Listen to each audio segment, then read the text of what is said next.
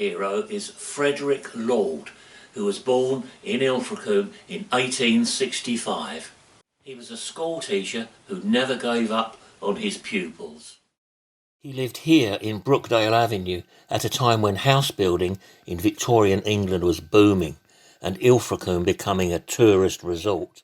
He was a very bright student himself. He attended Teachers Training School in Exeter, and after qualifying there, he taught at the Blue Coat School in Barnstaple.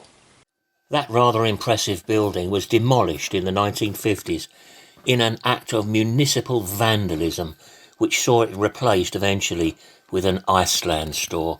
There is, however, a small plaque reminding us of his existence. He was popular and hard-working, but he didn't stay at the Blue Coat School for very long. Having taken the position of headmaster at the St Philip's and St James Church School, or Pip and Jim's as we now know it.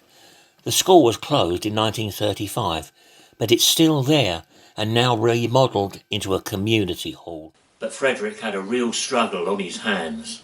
Parents, you see, wanted their children working on the farms and on the fishing boats and not wasting their time on education as they were compelled to do by the 1870 Education Act. Absenteeism was rife, but Frederick reached out to the parents and asked them to come along to his school and teach them how to read and write, and convinced them that by doing so they would prosper and have a much better way of life. Most of these adults were illiterate, of course, and had never seen the inside of a classroom. But he didn't have it very easy with the children.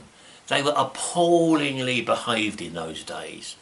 They were gluing dead fish in their desks, breaking windows, gluing locks.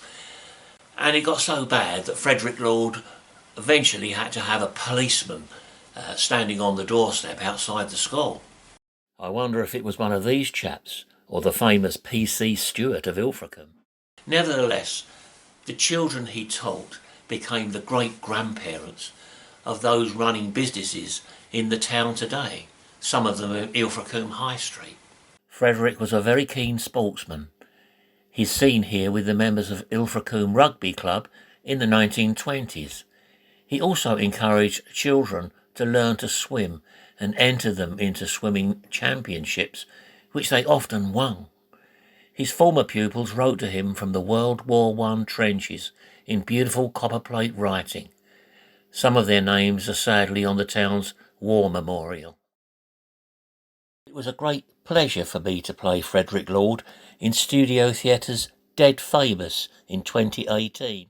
Unfortunately, on July 24th, 1929, at the age of just 64, Frederick Lord suffered a fatal heart attack whilst taking his class. It was just 6 weeks before his retirement.